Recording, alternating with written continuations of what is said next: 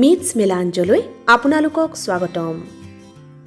আজি মোৰ অনুষ্ঠানৰ অতিথি হিচাপে আছে অসমৰ এজন বিশেষ ব্যক্তি।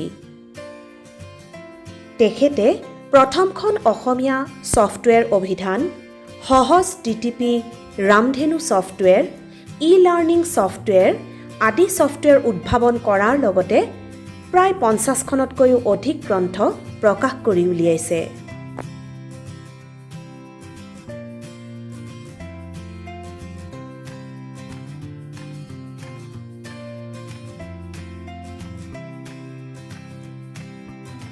তেখেত হৈছে অনিল বৰুৱা। তেখেতৰ পৰা এই ছফ্টৱেৰসমূহৰ বিষয়ে সবিশেষ জনাৰ লগতে তেওঁ প্ৰকাশ কৰি উলিওৱা গ্ৰন্থসমূহৰ বিষয়েও বিস্তৃতভাৱে জানিম।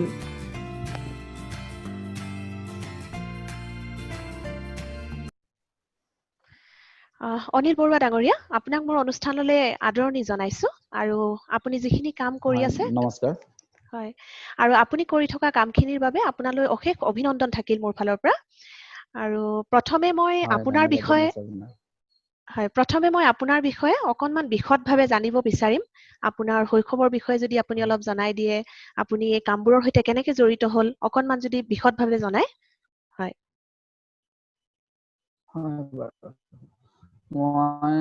মোৰ জন্ম হৈছিল লখিমপুৰৰ আপোনাৰ প্ৰিয়দেউ কুঁহিয়াৰবাৰী গাঁৱত। মোৰ দেউতা সৰুতে ঢুকাইছিল আৰু মই ডাঙৰ দীঘল হৈছিলোঁ মাজুলীত মামাৰ ঘৰত থাকি পেলাই। তাতে মই পঢ়া শুনা কৰিছিলোঁ। মই হায়াৰ ছেকেণ্ডেৰী আপোনাৰ বিজ্ঞান শাখাত উত্তীৰ্ণ হ'লোঁ। আৰু মোৰ মামাৰ খুব আৰ্থিক অৱস্থাও মানে যথেষ্ট দুৰ্বল আছিলে আৰু মোৰ সৰুতে দেউতা ঢুকাই যোৱাৰ কাৰণে আমাৰ নিজৰ ঘৰখনৰ আৰ্থিক অৱস্থা যথেষ্ট দুৰ্বল আছিলে। সেইকাৰণে মই পঢ়া শুনাৰ যথেষ্ট মন আছিলে যদিও মই BSc পঢ়াৰ ইচ্ছা আছিলে বা BCA পঢ়াৰ ইচ্ছা আছিলে যদিও মই আনুষ্ঠানিক শিক্ষা আৰু মই আগলৈ যাব নোৱাৰিলোঁ। তেতিয়া উপায় নাপায় মই মোৰ লগৰ ল'ৰাৰ সৈতে মই শিৱসাগৰতে সেই প্ৰেছত চাকৰি কৰিছিলোঁ আৰু এসময়ত মই ঘটনাক্ৰমে ৰাজমিস্ত্ৰী যোগালীও কৰিব লগা হৈছিলে। আৰু তেনেদৰে মই তাতে অলপ দিন কৰি মেলি মই ঘটনাক্ৰমে গুৱাহাটীলৈ আহিছিলোঁ। গুৱাহাটীত আহি মই DTP অপাৰেটৰ হিচাপে মায়া আলোচনীত যোগদান কৰিছিলোঁ। এনকে প্ৰডাকশ্যনৰ যিটো DG মিউজিক প্ৰতিষ্ঠান আছে, তাতে মই বিভিন্ন মানে গায়কসকলক লগ পাইছিলোঁ, যেনে জুবিন গাৰ্গ, ডক্টৰ ভূপেন হাজৰিকা। তেওঁলোকক লগ পাই মোৰ এটা বা মানস প্ৰবীণ, পবিত্ৰ মাৰ্ঘেৰিটা, তেওঁলোকক লগ পাই মোৰ মনলৈ যথেষ্ট প্ৰেৰণা আহিছিল আৰু মই জীৱনটোক নতুনকৈ মানে চাবৰ কাৰণে যথেষ্ট সেইসকল ব্যক্তিৰ পৰা এটা অনুপ্ৰেৰণা লাভ কৰিছিলোঁ। আৰু নিজেও যাতে কিবা এটা কৰিব পাৰি নেকি, তেনেধৰণৰ এটা মনলৈ মোৰ মানে অহৰহ ভাৱ এটা আহি আছিল।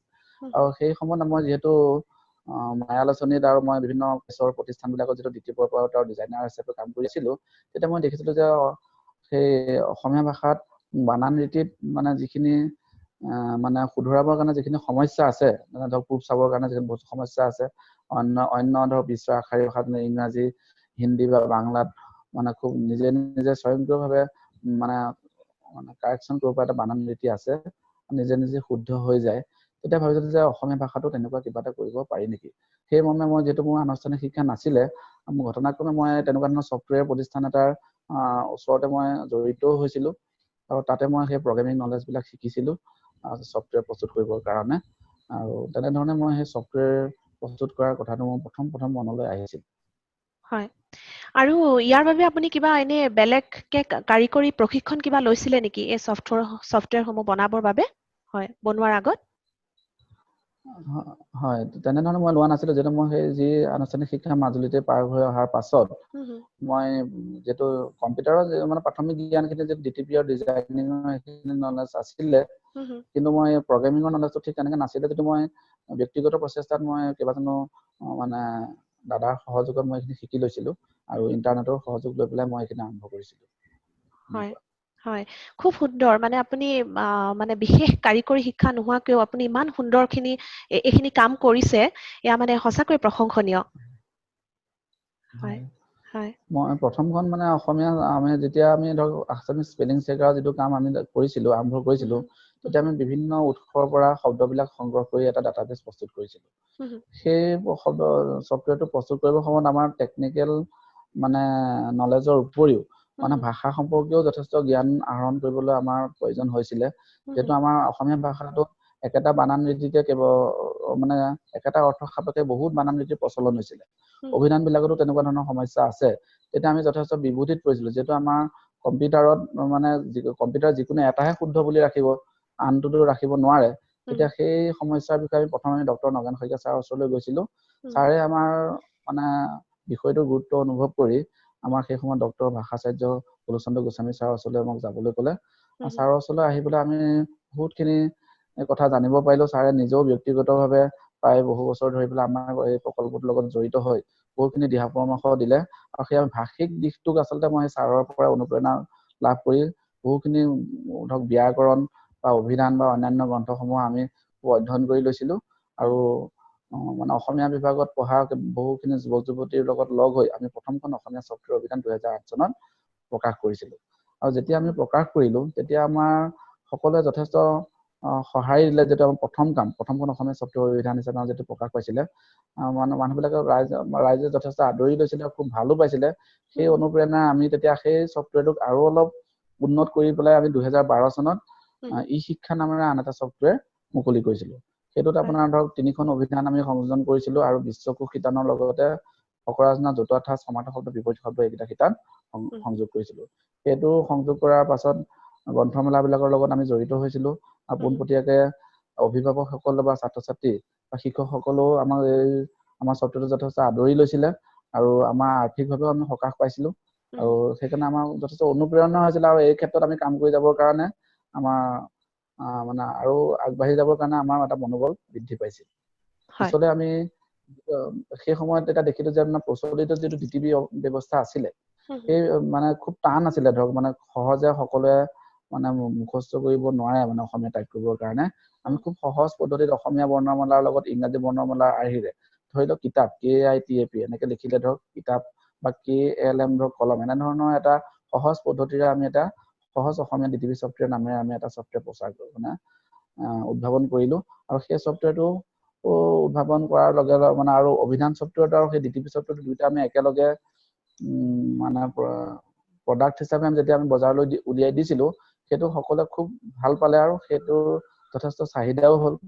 আৰু সেইটো ৰাইজে আদৰি লোৱাৰ কাৰণে আমাৰ মনত যথেষ্ট ভাল লাগিলে। তেনেকুৱা ধৰণে আমি আগবাঢ়িছিলোঁ অসমীয়া ভাষা আৰু ছফ্টৱেৰ বিকাশ কেন্দ্ৰ প্ৰতিষ্ঠানটো গঢ় দি। বৰ্তমান শেহতীয়াকৈ আমি এতিয়া সাৰথি অভিধান এপ নামৰ এটা এপ প্ৰস্তুত কৰিছোঁ। হয়।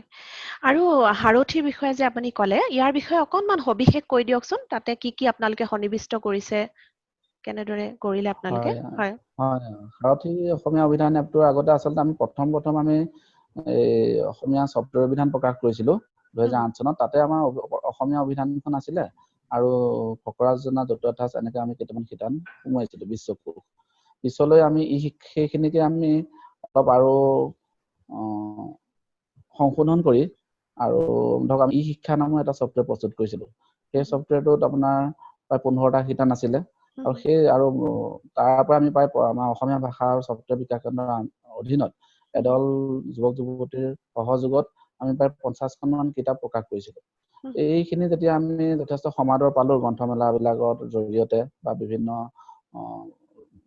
লোকেও আমাক যথেষ্ট ভাল মানে কাম হৈছে বুলি আমাক জনালে, তেতিয়া আমি এতিয়া এইটো যিহেতু এতিয়া মানে ডিজিটেল যুগ আহিছে, এই যুগটোৰ সাপেক্ষে আমি মোবাইলতে যাতে আমি মানে মোবাইলৰ ব্যৱহাৰকাৰীসকলৰ সুবিধাৰ কাৰণে যাতে আমি এনেকুৱা এটা এপ প্ৰস্তুত কৰিব পাৰোঁ, সেইটো মনলৈ আহি আমি সাৰথি অভিধান এপটো প্ৰস্তুত কৰিছোঁ। এই এপটোত আচলতে আমাৰ 12টামান শিতান আছে। আপোনাৰ ধৰক এতিয়া ধৰক ইংৰাজী অসমীয়া অভিধান আছে, অসমীয়া ইংৰাজী অভিধান আছে আৰু অসমীয়া অভিধান আছে, 3খন মূল অভিধান আছে। আৰু কাৰ্যালয়ৰ সহায় ভাগত কাৰ্যালয় অভিধানখন আছে। আৰু ধৰক ফকৰা যোজনা, জতুৱা ঠাঁচ, বৈজ্ঞানিক নাম, সমাৰ্থক শব্দ, বিপৰীত শব্দ, বিশ্বকোষ এনেকে প্ৰায় 13টা শিতান আমি উপলব্ধ কৰিছোঁ ভাৰ্চন হিচাপে। হয়, হয়। আপোনালোকে যেতিয়া ধৰক এই এপটো উলিয়ালে বা এই শিতানসমূহ আপোনালোকে সন্নিৱিষ্ট কৰিলে, তেতিয়া আপুনি নিশ্চয় হয়তো কোনোবা বিশেষজ্ঞৰ সহায় লৈছিলে, ধৰক এইসমূহ মানে শব্দবিলাকৰ ক্ষেত্ৰতেই হওক বা তেনেকুৱা। হয়, আমাৰ মানে পৰিকল্পনা, আমি যিহেতু কামটো আজি প্ৰায় 2002 চনমানৰ পৰাই কৰি আহিছোঁ, যিহেতু আমি ভাষাৰ সংক্ৰান্ততে আমাৰ সেই doctor Kulchandra Goswami, doctor Nagen Saikia sir বা আমাৰ ডক্টৰ সুমন্ত চলিহা আৰু এই ধৰক ফণীন্দ্ৰ কুমাৰ দেৱচৌধুৰী আৰু তেওঁলোকৰ কেইবাজনো ভাষাবিদৰ আমি পৰামৰ্শ লৈছোঁ। আৰু সেইখিনি লৈয়ে আমি যিহেতু ছফ্টৱেৰ অভিধান কৰিলোঁ, পিছত ই শিক্ষা ছফ্টৱেৰ কৰিলোঁ। আৰু দুখনকৈ আমি অভিধান প্ৰকাশো কৰিছোঁ হুম, আৰু সেই ডাটাবেছটোৰ ভিত্তিতহে আমি অভিধান এপটো প্ৰস্তুত কৰিছোঁ এই হয় এপটোত আচলতে আপোনাৰ সম্পূৰ্ণ অফলাইন হয় হুম, মানে প্লে ষ্টৰৰ পৰা ডাউনলোড কৰি মানে অফলাইন হিচাপেও মানে ব্যৱহাৰকাৰীয়ে চাব পাৰে হয় হয় তাৰমানে ধৰক আমি যদি বিচাৰো তেতিয়াহ'লে আমি এপ ষ্ট'ৰ মানে যিটো তাৰ পৰা আমি ডাউনলোড কৰিব পাৰিম প্লে ষ্ট'ৰ যিটো হয় হয় প্লে হা হা হা ষ্টৰত হা গৈ পেলাই হুম, হুম, সাৰথী আছামিজ ডিক্সনেৰী বা হুম, অনিল হুম, বৰুৱা বুলি টাইপ কৰিলো আৰু ওলাই আহে হয় হয় আৰু হয় আমি সাৰথী মেডিকেল ডিক্সনেৰী নামৰো আন এটা এপ প্ৰস্তুত কৰিছোঁ হুম, হুম, সেইটো হুম, আমাৰ ডক্টৰ বিকাশ বৰুৱা আৰু এজনৰ এখন চিকিৎসা অভিধান হুম, আমি সেইটো এপত মানে প্ৰকাশ হুম, হুম, কৰিছোঁ হয় হয় হয় আৰু এনে মানে অসমৰ লোকসকল তেওঁলোকে কেনেদৰে আপোনাৰ এই কামখিনি আদৰি লৈছে বাৰু মানে তেওঁলোকে কেনেকুৱা আপুনি সঁহাৰি পাইছে আমি ভালেই সঁহাৰি পাইছোঁ যিহেতু আমি মানে পোনপটীয়াকৈ আমি গ্ৰন্থমেলা বিলাকৰ লগত জড়িত হৈছিলোঁ হুম, হুম, আমাৰ অসমৰ যিমানবোৰ গ্ৰন্থমেলা অনুষ্ঠিত হয় হুম, তাত আমাৰ এটা ষ্টল থাকে আৰু হুম, তেওঁলোকৰ পোনপটীয়া সঁহাৰি মানুহবিলাকে যথেষ্ট ভালো পাইছিলে অভিধানখন পাইছিলে ধৰক বিশ্বকোষ পাইছিলে হুম, বা খুব আমাৰ সহজ অসমীয়া যিটো DTP ছফ্টৱেৰ আছে খুব হুম, মানে সহজতে টাইপ কৰিব পাৰে সেইটো ছফ্টৱেৰো তেওঁলোকে খুব ভাল পাইছে আৰু যথেষ্ট মানুহবিলাকৰ দিহা পৰামৰ্শ ভাল এতিয়া মই প্লে ষ্ট'ৰ ৰিভিউবিলাকো যথেষ্ট ভালেই পাইছোঁ সেইকাৰণে আমাৰ মনত এটা উৎসাহ আৰু প্ৰেৰণা হৈছে সেইকাৰণে ভাল লাগিছে হয় হয় হয় আৰু আৰু কি এপ উলিয়াইছে বাৰু আপুনি এই সাৰথিৰ উপৰিও আৰু কেনেকুৱা ধৰণৰ কি এপ উলিয়াইছে আপুনি বৰ্তমানলৈকে মই অভিধানৰ ক্ষেত্ৰত দুটা এপহে উলিয়াইছোঁ হুম, আৰু হুম, এটা আমি সন্ধান অসম নামৰ আন এটা এপৰ পৰিকল্পনা কৰি আছোঁ হয় এই এপটোত আচলতে আমাৰ অসমৰ থলুৱা যিবিলাক ব্যৱসায়ী বা প্ৰতিষ্ঠান আছে হুম, হুম, সেইবিলাকৰ ডাটাবেছবিলাক আমি অন্তৰ্ভুক্ত কৰিম আৰু হুম, যিবিলাক ব্যৱহাৰকাৰীয়ে কিবা এটা বিষয় হুম, তাতে চাৰ্চ কৰি খুব সহজতে চাব পাৰিব তেনেকুৱা ধৰণৰ এটা সন্ধান অসম নামৰ আন এটা এপ প্ৰস্তুত কৰি আছোঁ হয় হয় আৰু আপুনি যিহেতু মানে বহুকেইখন আপুনি ক'লে যে কিতাপো আপোনালোকে প্ৰকাশ কৰি উলিয়াইছিলে চ' ই বুকৰ ক্ষেত্ৰত হয় আপোনালোকে কিবা তেনেকুৱা পদক্ষেপ লৈছে নেকি বা ভৱিষ্যত পৰিকল্পনা আছে নেকি ই বুক যিটো মানে ডিজিটেলত হয় বৰ্তমানে হয় হয় লকডাউনৰ পৰিপ্ৰেক্ষিতত ই বুকৰ কথাটো মনলৈ আহিছে হুম হুম আমি পৰিকল্পনা কৰিছোঁ আমি বিভিন্ন আহ, আপোনাৰ ধৰক লেখক লেখিকাসকলো আমাৰ লগত যোগাযোগ কৰিছে যে ই বুক তেনেকুৱা ধৰণে প্ৰকাশ কৰিব পাৰি নেকি হুম হুম আমি এটা নতুন প্ৰজেক্ট হিচাপে সেইটো কৰিম বুলি ভাবিছোঁ হয় হয় আৰু আপোনাৰ যিটো আপোনাৰ ছফ্টৱেৰ বিকাশ কেন্দ্ৰ মানে ইয়াৰ বিষয়ে হয় অকণমান কওকচোন মানে আপোনালোকৰ এইটো কেনেকুৱা ধৰণৰ কেন্দ্ৰ এইটো ইয়াতে কি কৰা হয় হয় হয় হুম হুম হয় আমাৰ মানে প্ৰথমতে আমি অসমীয়া অভিধান প্ৰকল্প হিচাপে আমি হুম অভিধানখন মানে ধৰক ছফ্টৱেৰ অভিধানখন প্ৰকাশ কৰাৰ ক্ষেত্ৰত আমি অভিধান প্ৰকল্প হিচাপে হুম হুম অসমীয়া অভিধান প্ৰকল্প নামেৰে এটা প্ৰতিষ্ঠান লৈছিলোঁ হুম হুম তাৰপিছত সেইটো যেতিয়া অভিধানৰ উপৰিও ধৰক আমি ধৰক DTP ছফ্টৱেৰো উলিয়ালো হুম হুম আৰু অন্যান্য শিতান অভিধানৰ উপৰিও অন্যান্য শিতানসমূহো যেতিয়া আমি ছফ্টৱেৰটো সংযোগ কৰিলোঁ হুম আমি হুম সেই অভিধান নামটোৰ বিপৰীতে হুম হুম অসমীয়া ছফ্টৱেৰ প্ৰকল্প হিচাপে আমি নামটো মানে সংশোধন কৰিছিলোঁ হয় সেই অসমীয়া ছফ্টৱেৰ প্ৰকল্পৰ অধীনতে অসমীয়া ছফ্টৱেৰ অভিধান আৰু আপোনাৰ ই শিক্ষা ছফ্টৱেৰ বা DTP ছফ্টৱেৰ প্ৰকাশ পালে হুম আৰু হুম পিছলৈ আমি যেতিয়া গ্ৰন্থও প্ৰকাশ কৰিলোঁ আমাৰ প্ৰথমখন গ্ৰন্থ ভুল গ্ৰন্থখন প্ৰকাশ হৈছিলে আৰু সেইখন আমাৰ গ্ৰন্থমেলা সময়ত যথেষ্ট জনপ্ৰিয় হৈছিলে সেই গ্ৰন্থখনত যিহেতু আমাৰ মানে যিবোৰ মানে সহজতে যিবিলাক ভুল হয় হুম হুম অসমীয়া বানানত সেইবিলাক আমি হয় তাত লিপিবদ্ধ কৰি ৰাখিছিলোঁ হুম হুম আৰু তেতিয়া আমি সেই যিহেতু ভাষা আৰু ছফ্টৱেৰ কিতাপ আৰু আমি ছফ্টৱেৰ দুইটা মাধ্যমে প্ৰকাশ কৰিলোঁ হুম সেইটো আমি তেতিয়া নামটো অসমীয়া ভাষা আৰু ছফ্টৱেৰ বিকাশ কেন্দ্ৰ হিচাপে সংশোধন কৰিলোঁ আৰু হয় সেই প্ৰকল্পৰ অধীনতে আমাৰ এতিয়া এই কিতাপৰ উপৰিও ছফ্টৱেৰ আৰু মোবাইল এপ এতিয়া বৰ্তমান প্ৰকাশ পাইছে আৰু প্ৰায় 20জনমান যুৱক যুৱতীয়ে এই প্ৰতিষ্ঠানত কাম কৰি আছে আৰু হুম হুম তেনেকুৱা ধৰণৰ চলি আছে হয় আৰু ই বুকৰ বাবে যদি আপোনাক ধৰক কোনোবা লেখক লেখিকা নতুন কোনোবা লেখক ভাল লেখক লেখিকাই যদি আপোনাক মানে যোগাযোগ কৰিব বিচাৰে তে আপোনাক কেনেকে যোগাযোগ কৰিব পাৰিব বাৰু আমাৰ যোগাযোগ নম্বৰবোৰ আমাৰ ধৰক www.assamessoftware.org নামৰ এটা ৱেবছাইট আছেই আৰু আমাৰ এপতো আছে বা ছফ্টৱেৰতো আছে আমাৰ বিভিন্ন মাধ্যমত আমাৰ মানে কাৰ্যালয়ৰ যোগাযোগ নম্বৰ আছে হুম হুম আৰু এড্ৰেছটো আছে তেওঁলোকে আমাক পোনপটীয়াকৈ যোগাযোগ কৰিব পাৰে হুম হুম আৰু তেতিয়া আমি ই বুকৰ কথাটো আমি ভাবি পেলাই যুগৰ সাপেক্ষে যিটো যেনেকে ধৰক এতিয়া মোবাইল এপটোৰ যুগ আহিছে হুম হুম তেনেকে হুম এতিয়া ই বুকৰ যুগটো আহিছে হয় সেইটো আমি নিশ্চয় কৰিম হয় হয় আৰু অনলাইন কিতাপৰ যাতে মানুহে ল'ব পাৰে হুম সেইটো হুম আমি এটা অনলাইন পৰ্টেল খোলাৰ কথা ভাবি আছোঁ হয় হয় আৰু ইয়াৰ লগতে আপুনি ইন ফিউচাৰ মানে ভৱিষ্যতৰ বাবে আৰু কি পৰিকল্পনা কৰাৰ কথা ভাবিছে বাৰু মানে এইসমূহৰ উপৰিও এতিয়া আমি অসমীয়া ভাষাটো পিছলৈ মানে ধৰক কাৰ্যালয়ত যিহেতু এতিয়া অসমীয়া ভাষাৰ ব্যৱহাৰৰ কথাটো খুব চলি আহিছে গতিকে সেই কাৰ্যালয়ৰ মানে কৰ্মচাৰীসকলৰ সুবিধা হোৱাকৈ হুম তেনেকুৱা এটা কিবা ছফ্টৱেৰ মানে প্ৰকাশ কৰিব পাৰোঁ নেকি সেনেকুৱা এটা মনলৈ চিন্তা আহি আছে তদুপৰি আপোনাৰ অসমৰ যিবিলাক ধৰক জনগোষ্ঠী সকলৰ মানে ধৰক খাদ্য সঁজুলি বা প্ৰণালী এইবিলাকৰ উপৰি আমি এটা মানে পৰ্টেল এটা ৱেব পৰ্টেলৰ কথা ভাবি আছো তাতে সকলোখিনি মানে বাহিৰৰ মানুহখিনিও যাতে চাব পাৰে তেনেকুৱা তাৰমানে কেনেকুৱা ধৰণে থাকিব ৱেব পৰ্টেলটোত তেওঁলোকৰ সেই খাদ্যাভ্যাসৰ বিৱৰণ বা কেনেকুৱা ধৰণে থাকিব বাৰু যিটো ৱেব পৰ্টেলৰ তাত কথা আমি ক'লে আপুনি হয় হয় ধৰক আপোনাৰ ধৰক এতিয়া শংকৰদেৱ কলাক্ষেত্ৰতে গোটেই আমাৰ কলাসমূহৰ এটা পৰিস্ফুৰণ হয় তেনেকুৱা ধৰণৰ তাৰমানে আমি ৱেবছাইটটোত থাকিব ধৰক তেওঁলোকৰ জনগোষ্ঠী বা আমাৰ অসমৰ যিমানখিনি আছে আৰু থলুৱা লোকসকলৰ তেওঁলোকৰ ধৰক খাদ্য প্ৰণালীৰ বিষয়ে থাকিলে ধৰক তেওঁলোকৰ লিখা থাকিলে বা ফটোগ্ৰাফ থাকিলে বা ভিডিঅ'ও থাকিব ধৰক তেনেকুৱা ধৰণৰ বা অন্যান্য সাজপাৰৰ বিষয়ে থাকিব উৎসৱ পাৰ্বণৰ বিষয়ে থাকিব তেনেকুৱা ধৰণৰ যাতে সেই জনগোষ্ঠীসকলৰ বা আমাৰ অসমৰ থলুৱা লোকসকলৰ বিষয়ে বাহিৰৰ মানুহে ৱেবছাইটটো খুলিলে যাতে চাব পাৰে সকলোখিনি তথ্য তেনেধৰণে আমি মানে ডিজিটেলাইজ কৰিবলৈ আচলতে এইটো ভাবিছো কিতাপ আকাৰেও যিহেতু প্ৰকাশ কৰিব পাৰি আৰু সেইটো আমি ডিজিটেলাইজ কৰি দিম তেনেকুৱা ধৰণে ভাবিছো হয় হয় খুব সুন্দৰ অনিল বৰুৱা ডাঙৰীয়া আপুনি মানে যিখিনি আপুনি অলৰেডি যিখিনি কাম কৰিছে সেইখিনিও অতি প্ৰশংসনীয় আৰু আগলৈও আপুনি যিখিনি ভাবিছে মানে অসমৰ এই বস্তুবোৰ যেনেকে বাহিৰৰ মানুহেও জানক বা পঢ়ক অসমৰ বিষয়ে আৰু অলপ বেছিকে জানক তো এইখিনি খুব সুন্দৰ পদক্ষেপ আপোনাৰ হয় আৰু আপোনাৰ এই ভৱিষ্যতৰ পৰিকল্পনাসমূহৰ বাবে মোৰ তৰফৰ পৰা আপোনালৈ শুভেচ্ছা জনালো আগতীয়াকৈ নিশ্চয় আপুনি সফল হ'ব হয় আশা ৰাখিছো আৰু সকলো লোকে সমূহ আদৰি ল'ব ইয়াৰ বাবেও মই মানে শুভেচ্ছা জনালো আপোনাক আৰু আজি মোৰ অনুষ্ঠানৰ আপুনি অতিথি হিচাপে আহিলে তাৰ বাবে আপোনালৈ মোৰ অশেষ ধন্যবাদ থাকিল ভাল লাগিলে কথা পাতি আপোনাৰ হয় সৈতে অশেষ ধন্যবাদ আপোনালৈ জনাইছো ধন্যবাদ আপোনাকো ভাল লাগিলে এতিয়া এনেকুৱা এটা অনুষ্ঠানৰ যোগেদি আমাক এটা আচলতে প্ৰসাৰ কৰিবৰ কাৰণে আপুনি মন কৰিলে সেইকাৰণে আপোনাকো অশেষ ধন্যবাদ জনাইছো হয় ধন্যবাদ